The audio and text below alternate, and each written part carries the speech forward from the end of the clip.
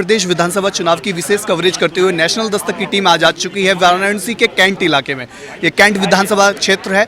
यहाँ पे जो मुकाबला है वो त्रिकोणीय नज़र आ रहा है, क्योंकि यहाँ पे ये प्रधानमंत्री नरेंद्र मोदी का संसदीय क्षेत्र है, तो वहीं दूसरी तरफ जो उत्तर प्रदेश की सत्तारूढ़ समाजवादी पार्टी है वो भी यहाँ जीत का दावा कर रही है। तो तीसरी ओर जो बसपा है, बहुजन समाज पार्टी, उसने भी अपना मुस्लिम प्रत्याशी यहाँ पर उतारकर इस यहाँ के मुकाबले को दिलचस्प कर दिया है। लेकिन यहाँ की जो स्थानीय समस्याएं हैं वो क्या है, साथ ही जो सरकार यहाँ पे जीत का तो दावा कर रही है, लेकिन उन्होंने लोगों के लिए काम कितना किया है, इसी की जांच पड़ताल करते हुए हम यहाँ के एक स्थानीय इलाके में आ चुके हैं। हमारे साथ यहाँ के कुछ लोग मौजूद हैं, हम उनसे जानने की कोशिश करेंगे कि उनके मुद्दे क्या हैं आने वाले इस चुनाव में।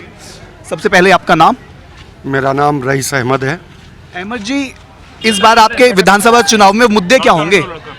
हमारे सबसे बड़े मुद्दे जो हैं और बड़े छोटे पैमाने पे नेता इस पे गौर नहीं करते हैं। सबसे बड़ी समस्या यहाँ पे हमारी इस जगह जहाँ क्षेत्र में खड़े हैं, यहाँ पानी की समस्या बहुत ज़बरदस्त है। पूरे इस कैंट विधानसभा में बहुत दूर दराज से आज के भी इस विकास के समय में और वंचित है हमारी माँ बहनें जो हैं, दूर दूर से पानी ला के अपने घरों में, रमज़ान में, ईद में, बकरा ईद में, ऐसे कोई त्यौहार आ जाते हैं जिसमें ज़्यादा पानी की ज़रूरत होती है, दूर से जाती हैं पर्दा नशीन औरतें दूर से पानी लाने के लिए। उसके बाद आप देख रहे हैं जर्जर तार, लाइट की कोई बहुत अच्छी व्यवस्था नहीं है। यहाँ जहाँ आप खड़े हैं, समझ लीजिए बनारस में, यहाँ से एक संदेश, एक मैसेज जाता है, क्योंकि ज़्यादातर तबका हमारा यहाँ पे वो है कि जहाँ लोग समझ के बूझ के कदम उठाते हैं, लेकिन हम ही को उस चीज़ों से वंचित किया जाता है। आज हम बहुत ही समझ लिए विकास से एकदम ज़ीरो विकास हमारे बजटिया में है। काश अगर पानी बरस गया तो हम लोगों रास्ता बदल देते हैं, कहीं उनके उस पे चौतरे पे से चढ़ के जाना पड़ता है, कहीं उनके चौतरे पे से ना जाने। आज 50 वर्षों से यहाँ भाजपा से 40 साल से विधायक लोग हैं, क्या किया उन्होंने? हो सकता है हम पे वो हमको अवॉइड कर रहे हो या क्या समझते हैं, ये थिंकिंग मेरे समझ में नहीं आती। मुझे तो बस इतना चाहिए, यहाँ की आवाम को ये चाहिए कि कम से कम गर्मी के दिन में जो रात भर लाइट चली जाती है, हमारे बच्चे जो है मलेरिया से, मच्छर से काट के मरते हैं, कम से कम वो सुविधा तो मुझे मिलनी चाहिए, उसका हक मुझे है। बिल्कुल। तो ये बड़ा यहाँ पे मुद्दा नज़र आया कि वाराणसी जो कि गंगा यहाँ से बहती है, लेकिन यहाँ पे ही वाराणसी का जो एक कैंट इलाका है, यहाँ पे लोग पानी के लिए तरस रहे हैं। जैसा कि इन्होंने बताया कि महिलाओं को पानी लाने के लिए दूर दूर तक जाना पड़ता है। तो वहीं दूसरी ओर जब बाढ़ का मौसम आता है या फिर जब बारिश का मौसम आता है तो यहाँ पे पानी भर जाते हैं, लोगों को निकलने के लिए जगह नहीं होती है। तो ये बहुत बड़ी समस्या यहाँ पे साफ तौर पर नज़र आई है। और भी लोग हैं, उनसे बात करेंगे कि उनका क्या कहना है। आपका नाम? अरविंद मौर्य। अरविंद मौर्य जी, मौर्य जी ये बताइए कि उत्तर प्रदेश में जिस तरह से राजनीतिक हालात कुछ दिन पहले तक हुए हैं, जो मौजूदा सरकार है उन्होंने गठबंधन कर लिया है कांग्रेस के साथ, क्या लगता है कि इस गठबंधन से उत्तर प्रदेश में कोई बदलाव आ पाएगा? जी कुछ बदलाव नहीं आने वाला है। तो जानते हैं कि हम चुनाव इस बार हार रहे हैं। अच्छा। तो मजबूरी के नाम, जैसे लोग कहते थे मजबूरी के नाम महात्मा गांधी, इस तरह ये कि इन्होंने फर्जी गांधी को भी अपने साथ मिला लिया है, जिसकी नैया ही डूब रही थी। और हम लोग विकास की बात करते हैं, विकास कहाँ इनका है? कोई विकास नहीं है, सिवाय दंगा फसाद करके। दंगा फसाद हर जगह हुआ है, चाहे मुजफ्फरनगर में हुआ हो, चाहे आपका कुंडा में हुआ हो। हत्याएं पे हत्याएं हो रही हैं, बलात्कार पे बलात्कार हो रहे हैं। इनका विकास हुआ है, पब्लिक का कोई विकास नहीं हुआ है। जो लोग यह कह रहे हैं कि विकास बोलता है, काम बोलता है, मैं कहता हूँ अखिलेश के राज में गुंडा राज बोलता है, गुंडा राज बोलता है। तो अखिलेश के राज में गुंडा राज बोलता है, ये इनका कहना है।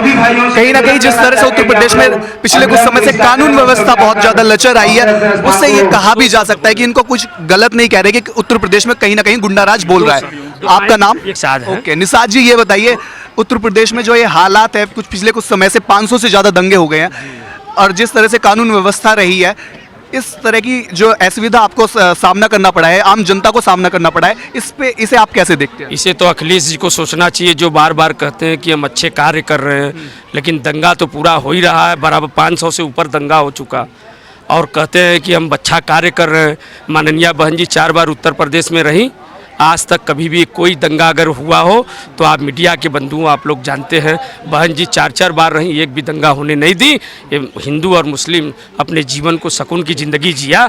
आज ये बजरडीहा में आप आए हैं, आप मीडिया बंधु हैं, आप क्षेत्र में घूमिएगा, नाली बह रही है। यहाँ का सांसद बोले थे, झूठ बोले थे भारत की जनता से कि हम आएंगे तो इसको जो है कोयोटो की तरह बनाएंगे। ये आपके सामने ये ना देख लीजिए बगीचे में कितनी गंदगी है, किस तरह यहाँ के लोग सोते हैं, बच्चे बीमार रहते हैं। अभी बजरडीहा में मैं आया था, 20-20 बच्चे डायरिया के तहत अस्पताल में भर्ती थे।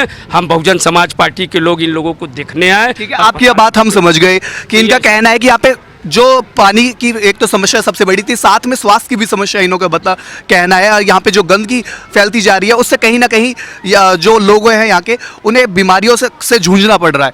और भी लोग हैं, उनसे बात करेंगे। आपका नाम? ये अरमान अहमद। अरमान अहमद जी, ये बताइए उत्तर प्रदेश में जो ये आपका इलाका है वाराणसी, विशेष तौर पे ये नरेंद्र मोदी की संसदीय क्षेत्र है, लेकिन नरेंद्र मोदी जी की, उनकी पार्टी भाजपा की बात की जाए, जिस तरह से उन्होंने इस बार उत्तर प्रदेश में एक भी मुस्लिम उम्मीदवार नहीं उतारा है, तो कहीं ना कहीं लोकतंत्र में आपको क्या लगता है कि इस तरह की जो राजनीतिक पार्टियां विशेष तौर पे जो केंद्र में राज कर रही है, उनके इस कदम से आप किस तरह से परेशान होते हैं या फिर किस तरह से देखते हैं इस कदम को? नहीं, इस कदम में उनका तो उनकी हीन भावना समझ में आती है कि उन्होंने किसी मुस्लिम कैंडिडेट को कैंडिडेट नहीं दी। उत्तर प्रदेश के असेंबली चुनाव में किसी को टिकट नहीं दिया और उनका मंशा मुसलमानों को आगे बढ़ाना नहीं है। और मुस्लिम होने के नाते आप बताइए, अगर प्रधानमंत्री इस तरह का या फिर उनकी पार्टी इस तरह का कदम उठाती है, उससे आप कितने कुछ निराश होते हैं, विशेष तौर पर जब वो आपके यहाँ से सांसद हो? हम लोगों को तो निराशा ही हाथ लगी, खास करके यहाँ के जो बनारस के जो बुनकर, और हम लोग इसी पेशे से जुड़े हुए बुनकर समाज से, हम लोगों के लिए कोई भी काम ऐसा नहीं किया गया जो बुनकर के हितों में हो और ना यहाँ सोचा है। खास करके हमारे बजरडीहा क्षेत्र में यहाँ पर देख लीजिए किसी विकास नाम की कोई चीज़ नहीं हो, चाहे वो प्रदेश सरकार रही हो चाहे वो केंद्र सरकार रही हो। सबसे ज़्यादा अगर हमारा परेशान हुए तो हमारे बुनकर भाई परेशान हुए। हम लोग के विकास के लिए कोई काम नहीं हुआ। क्षेत्र में देख सकते हैं यहाँ पर सारी समस्या सीवर से लेके, और ख़ास करके हम बुनकारी कर रहे हैं उन लोगों के लिए कोई काम नहीं हुआ। तो इनका कहना है कि साफ तौर पे जो केंद्र सरकार है वो तो इनके साथ पक्षपात कर रही है, साथ ही जो प्रदेश सरकार वो जो मुस्लिम हितैषी बन रही थी वो भी कहीं ना कहीं इनके साथ भेदभाव कर रही है, और यही यहाँ का बड़ा मुद्दा है। और भी लोग हैं, उनसे बात करेंगे। आपका नाम? मोहम्मद गयास। दयास जी, ये बताइए उत्तर प्रदेश में अगर पिछले घोषणा पत्र की बात करें, जब विधानसभा चुनाव हुआ था 2012 का, तब अखिलेश यादव ने मुस्लिमों को आरक्षण देने की बात कही थी। 5 साल का वक्त बीत गया लेकिन कोई आरक्षण आपको मिला नहीं। जिस तरह से अखिलेश सरकार ने आपके साथ ये वादा खिलाफी कर रही है एक तरह से, इस पे आपका क्या कहना है? देखिए, ऐसा है कि उन्होंने वादा किया था, वादे पे खड़े नहीं उतरे, तो ऐसे हालात में हम लोगों के लिए, मुसलमानों के लिए कोई भी काम कर नहीं रहा है।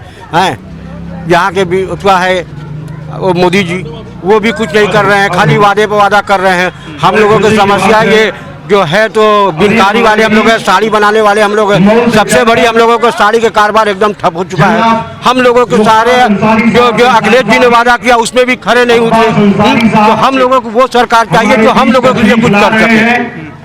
तो ये बड़ी बात यहाँ पे हमने लोगों से सामने आई है बात करके कि यहाँ पे जो अगर बात करें तो जो मूलभूत सुविधाएं होती है वो लोगों को नहीं मिल पाई हैं, साथ ही विकास की जो ये सरकार दावे कर रही है वो भी यहाँ पे नजर नहीं आ रहा है। और यही वजह है कि जो यहाँ की आम जनता है वो सरकार, चाहे वो केंद्र हो या फिर राज्य सरकार, उससे साफ तौर पर नाराज नजर आ रही है। कैमरा पर्सन गौतम के साथ मैं अंकित नागर, नेशनल दस्तक, वाराणसी।